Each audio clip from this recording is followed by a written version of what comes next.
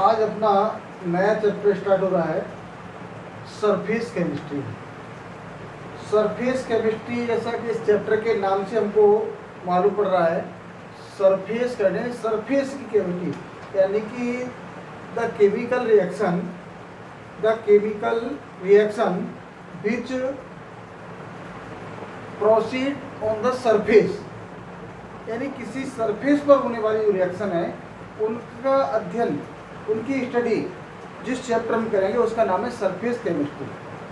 Surface chemistry में अगर इसकी डेफिनेशन देना चाहे तो the chemistry which deals with the boundary separating two bulk phases termed as surface chemistry. Surface chemistry क्या है कि सरफेस केमिस्ट्री वो है तो क्या डील करती है, boundary separating two bulk phases, दो बल्क फेसेस की बाउंड्री को, यानी कि जैसे हमारे पास सपोज करिए ये हमारे पास कोई एक ऑब्जेक्ट है और इस ऑब्जेक्ट की ये बाउंड्री हो गई, तो ये तो ऊपर का हो गया इसका सरफेस और ये हो गया इसका अंदर का हिस्सा। तो इसको बाउंड्री आए ना, boundary of two surface, boundary of two phases या टू सरफेस टर्म है सरफेस केमिस्ट्री। यानी कि इसके अंदर जो डील होती है वो किसकी होती है, दो हमारे जो फेसेस है, एक फेज ये हो गया एक फेज ये हो गया, दोनों की बाउंड्री, इसको बोलते हैं सरफेस केमिस्ट्री। सरफेस केमिस्ट्री में सबसे पहले हम पढ़ेंगे एडजॉर्प्शन। एडजॉर्प्शन क्या है, वही हमारा ये ऑब्जेक्ट है कोई और इस ऑब्जेक्ट में दो फेस हो गए, ये फेस 1 है और ये फेस 2 है, ये इसका सरफेस है और ये बल्क, सरफेस और बल्क। अब इसमें फेस 1 जो हमारा जो सरफेस था, फेस 2 हमारा बल्क। अब इसमें जो एडजॉर्प्शन है तो adsorption is the phenomena attracting and retaining the molecules of substance, attracting and retaining the molecules of the substance on the surface of the liquid. इसके अंदर कोई लिक्विड भरा हुआ है, इस लिक्विड के सरफेस पर, लिक्विड के सरफेस पर, तो attracting and retaining the molecules of substance on the surface of the liquid और solid leading to higher concentration. अब यहाँ पर जब इसके सरफेस पर ही, यानी कि एडजॉर्प्शन में क्या हुआ, एडजॉर्प्शन में जो सबस्टेंस हमारा ये हमारा सॉलिड भी हो सकता है, ये लिक्विड भी हो सकता है। एडजॉर्प्शन सॉलिड और लिक्विड दोनों पर होता है, तो इसमें जो सॉलिड अथवा लिक्विड है उसके सरफेस पर उस सबस्टेंस के मॉलिक्यूल का, और क्या मॉलिक्यूल का अट्रैक्ट होना, मॉलिक्यूल का अट्रैक्ट होना, और अट्रैक्ट अगर सरफेस पे होगा तो क्या होगा, सरफेस का जो कंसंट्रेशन है वो हाई हो जाएगा, बढ़ जाएगा। तो leading the concentration on the surface is known as adsorption. एक बार कहते हैं the phenomena of attracting and retaining the molecule of the substance on the surface of solid और liquid to lead the concentration higher या higher concentration on the surface is known as adsorption. यानी कि हमें clear हो गया कि adsorption हमारा एक सरफेस फिनोमिना है। Adsorption is a surface phenomena, किसी भी बल्क के सरफेस पर मॉलिक्यूल्स का अट्रैक्ट होना वो क्या है हमारा एडजॉर्प्शन, और अट्रैक्ट हो गया सरफेस पर उसका कंसंट्रेशन हाई हो जाता है, इंक्रीज हो जाता है। सेकेंड है एब्जॉर्प्शन। एब्जॉर्प्शन और एडजॉर्प्शन दोनों ही हैं, एडजॉर्प्शन और एब्जॉर्प्शन दोनों ही लगभग एक चीज है हमारी, लेकिन दोनों में अंतर क्या होता है, ये भी हमारा क्या था, ये हमारा था attracting and retaining of the molecule of the substance, ये भी है attracting and retaining the molecule of substance through the bulk. अब ये केवल सरफेस पर नहीं हो, थ्रू द बल्क, पूरे बल्क पर जब हमारा और मॉलिक्यूल की एडिटिंग हो रही है तो उसको कहेंगे हम absorption.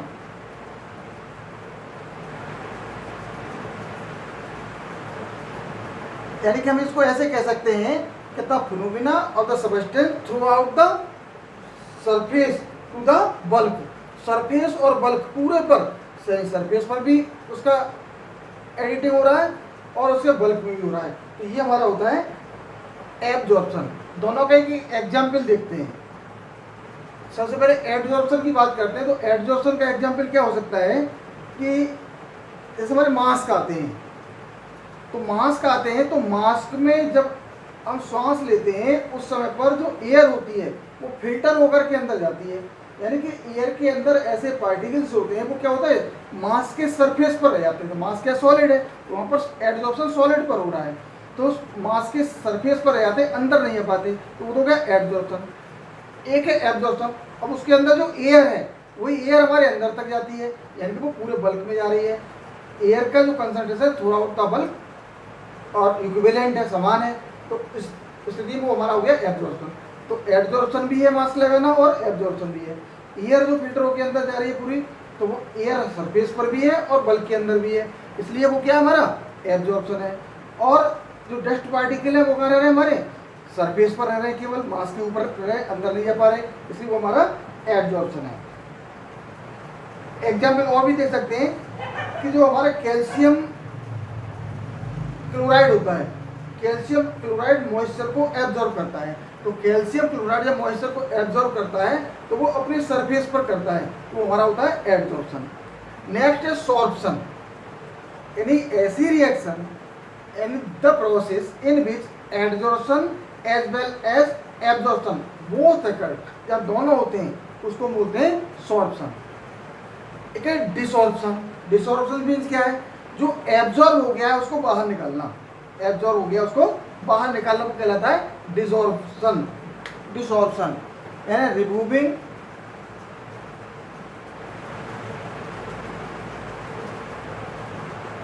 The process of removing an absorbate absorbed substance from the surface on which it is absorbed is called desorption।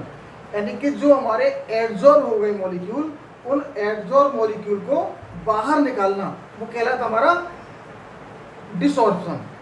अब यहाँ पर दो शब्द हमें दिखाई दे रहे, एक कहते हैं एब्जॉर्बेट और एक एब्जॉर्बेंट। यहाँ से हम क्लियर हो जाएगा हमारा एब्जॉर्बेट क्या है और एब्जॉर्बेंट क्या है।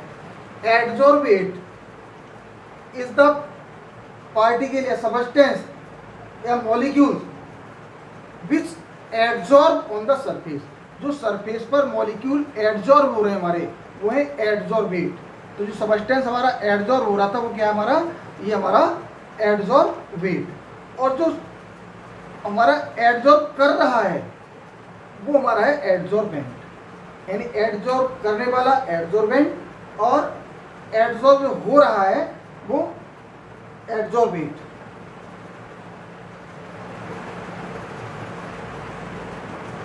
अब next type of absorption. Type of absorption में एब्जॉर्प्शन टू टाइप्स का होता है। Number 1 physical absorption. Physical absorption, physical absorption क्या है? फिजिकल एब्जॉर्प्शन ये है कि इस एब्जॉर्प्शन में जो मॉलिक्यूल्स हैं, एब्जॉर्बेट के मॉलिक्यूल्स हैं, वो आपस में एक वीक फोर्स के द्वारा जुड़ जाते हैं। The force of attraction between the absorbate and adsorbent. The force of attraction between the absorbate and adsorbent.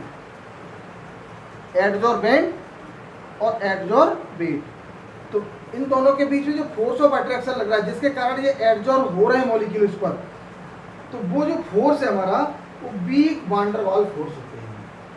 Simple सी बात है कि फिजिकल एब्जॉर्प्शन में the force of attraction between the absorbate and adsorbent is the weak van der Waal force. और week van der Waal force होने के कारण क्या होता है कि इनको आसानी से रिमूव किया जा सकता है किसी भी फिजिकल मेथड के द्वारा। जैसे क्लोरीन मास्क होता है, तो क्लोरीन मास्क में क्या है, क्लोरीन एक जहरीली गैस है, तो उस जहरीली गैस को एब्जॉर्ब करने के लिए जो सेना के जवान वगैरह हैं वो इसका यूज़ करते हैं, क्यों वहाँ युद्ध क्षेत्र में पता नहीं कि दुश्मन क्या छोड़ देगा, इसलिए वो क्लोरीन मास्क का यूज़ करते हैं। तो क्लोरीन मास्क से क्या है, जो जहरीली गैस हैं वो उस मास्क पर एब्जॉर्ब हो जाती हैं।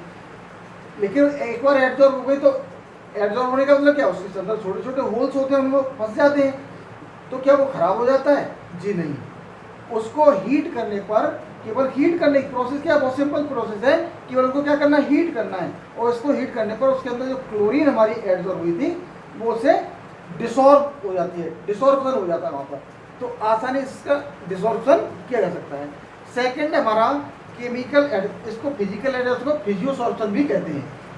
सेकेंड हमारा केमिकल एडजॉर्प्शन, केमिकल एडजॉर्प्शन। अब केमिकल एडजॉर्प्शन क्या है, एडजॉर्प्शन तो वही एडजॉर्प्शन है, लेकिन इसमें जो फोर्स ऑफ अट्रैक्शन होता है between the adsorbate and adsorbent particle, ये एक स्ट्रॉन्ग फोर्स होता है, और यहाँ पर जो बॉन्ड बनता है वो केमिकल बॉन्ड बनता है, जिसके कारण इसको किसी भी साधारण फिजिकल मेथड द्वारा और इसको डिसॉर्प्शन नहीं किया जा सकता।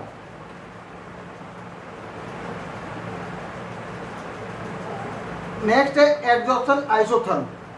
एडजॉर्प्शन आइसोथर्म क्या है, plot a graph between the x upon M